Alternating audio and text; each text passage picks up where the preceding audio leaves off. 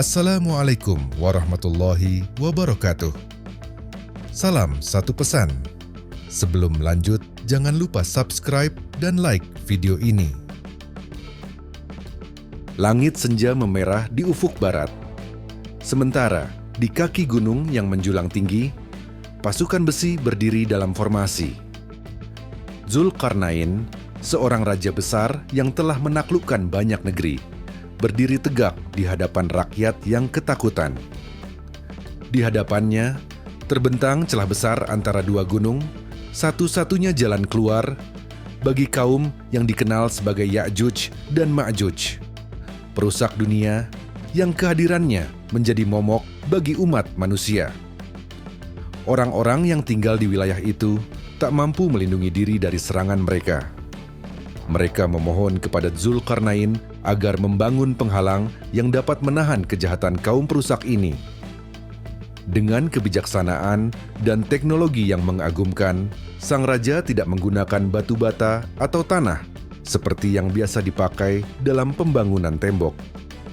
Sebaliknya, ia meminta untuk dikumpulkan lempengan besi yang besar, disusun bertumpuk hingga menutupi celah di antara dua gunung. Setelah itu, ia memerintahkan agar bara api dinyalakan, membakar besi hingga membara. Kemudian tembaga cair dituangkan ke dalam celah-celahnya, menyegel setiap bagian agar menjadi satu kesatuan yang utuh dan tak tertembus. Ketika pekerjaan selesai, ia berdiri di depan tembok raksasa yang kini berdiri kokoh. Sebuah penghalang yang tidak bisa didaki dan tidak bisa ditembus oleh kaum perusak yang terkunci di baliknya.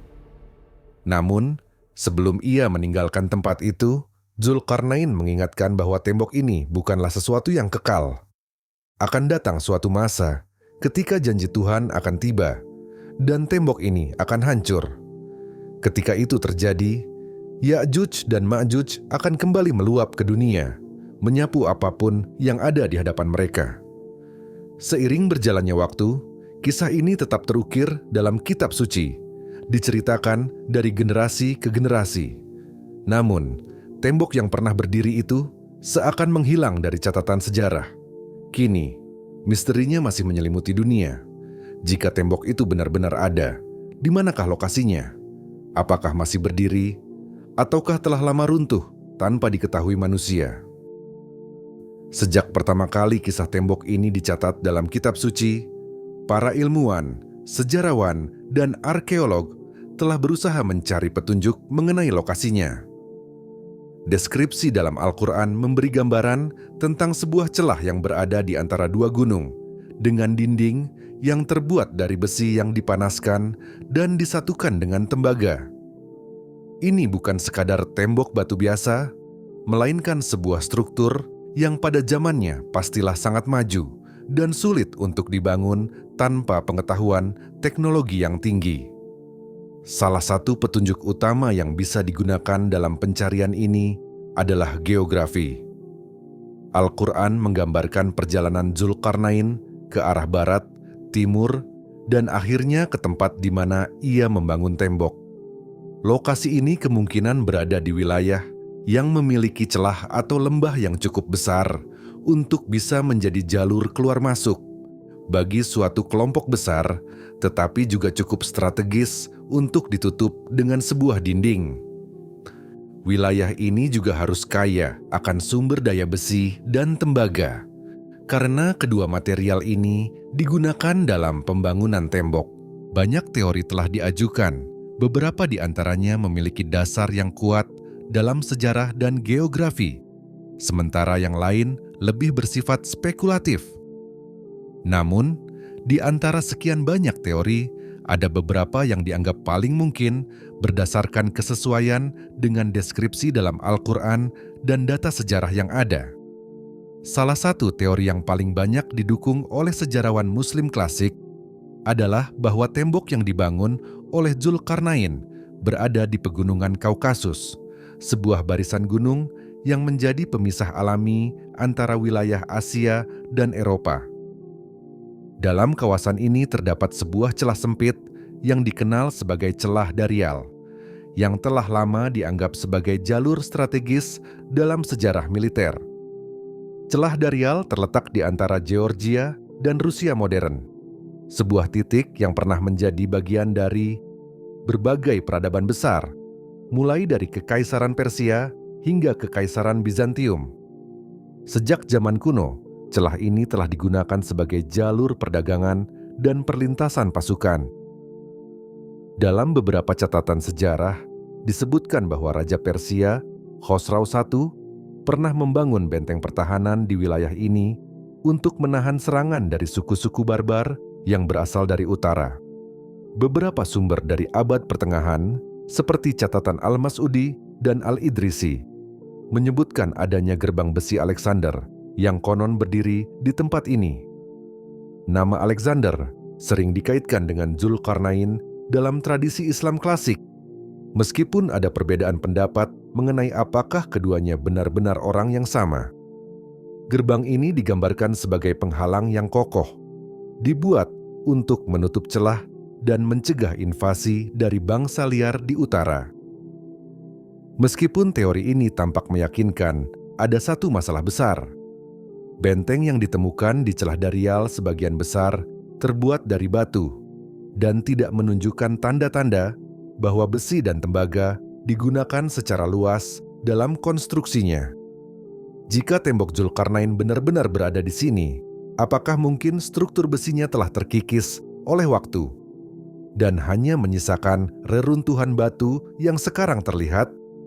Ataukah ini hanyalah salah satu dari banyak benteng yang pernah dibangun di kawasan tersebut, tetapi bukan yang dimaksud dalam Al-Quran? Sebuah teori lain yang sering dikaitkan dengan kisah ini adalah bahwa tembok yang dibangun oleh Zulkarnain sebenarnya adalah bagian dari tembok besar Cina. Benteng raksasa ini telah berdiri selama ribuan tahun, melindungi peradaban Cina dari ancaman bangsa nomaden yang berasal dari utara. Teori ini didasarkan pada beberapa kemiripan fungsi.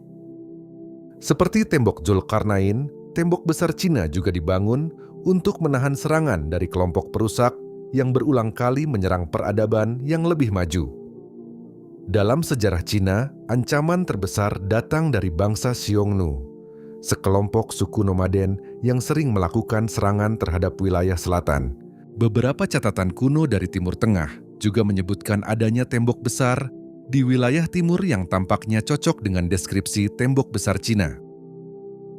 Bahkan, ada beberapa pendapat yang mengatakan bahwa kisah tembok dalam Al-Quran mungkin berkaitan dengan laporan-laporan pedagang Muslim yang pernah mendengar tentang tembok ini selama perjalanan mereka ke Cina. Namun, ada beberapa perbedaan yang membuat teori ini diragukan. Struktur tembok besar Cina sebagian besar terbuat dari batu bata dan tanah liat, bukan dari besi dan tembaga seperti yang dijelaskan dalam Al-Quran. Selain itu, tembok ini tidak dibangun di antara dua gunung yang membentuk celah sempit, melainkan membentang melintasi berbagai lanskap, dari dataran tinggi hingga pegunungan. Jika tembok yang dimaksud dalam Al-Quran memang berada di Cina, apakah mungkin bagian dari tembok tersebut telah hancur atau terkubur, menyisakan hanya bagian batu bata yang kita lihat hari ini? Ataukah ada benteng lain di sekitar Cina yang lebih cocok dengan deskripsi dalam kitab suci? Teori lain yang menarik mengarah ke wilayah Pegunungan Altai, sebuah daerah yang membentang di perbatasan Mongolia, Kazakhstan, Rusia, dan Cina. Pegunungan ini kaya akan cadangan besi dan tembaga, dua material utama yang disebut dalam kisah pembangunan tembok. Dalam sejarahnya, wilayah ini dihuni oleh berbagai kelompok nomaden, termasuk bangsa Scythia dan Hun, yang sering menyerbu peradaban-peradaban yang lebih maju di selatan. Beberapa catatan sejarah menunjukkan bahwa peradaban di Asia Tengah pernah membangun benteng-benteng pertahanan untuk menghadapi serangan dari kelompok barbar yang berasal dari utara. Beberapa teori menyatakan bahwa tembok Zulkarnain mungkin telah terkubur atau runtuh akibat bencana alam yang sering terjadi di kawasan ini. Gempa bumi dan erosi selama ribuan tahun bisa saja menghapus sebagian besar jejaknya, membuatnya sulit ditemukan oleh arkeolog modern. Namun, hingga saat ini, belum ada bukti konkret yang menunjukkan keberadaan tembok besar dari besi dan tembaga di pegunungan Altai. Jika tembok itu memang pernah ada di sini, mungkinkah ia telah runtuh begitu lama hingga tak tersisa jejak yang jelas? Jika tembok Zulkarnain benar-benar pernah ada, mengapa ia tidak ditemukan dalam catatan sejarah yang lebih luas? Salah satu kemungkinan adalah bahwa tembok ini telah lama runtuh, terkikis oleh waktu, dan hanya menyisakan sisa-sisa yang sulit dikenali. Beberapa ahli berpendapat bahwa tembok ini mungkin tidak benar-benar menghilang, melainkan telah dikaitkan dengan struktur lain yang sudah dikenal, seperti benteng di pegunungan Kaukasus atau tembok pertahanan di Asia Tengah. Namun, jika tembok ini masih berdiri di suatu tempat yang belum ditemukan, pertanyaannya adalah, apakah Ya'juj dan Ma'juj masih tertahan di baliknya? Misteri ini tetap belum terpecahkan. Pencarian terus berlanjut dengan harapan bahwa suatu hari sisa-sisa tembok ini akan ditemukan dan mengungkap kebenaran yang telah lama tersembunyi di balik kisah-kisah kuno.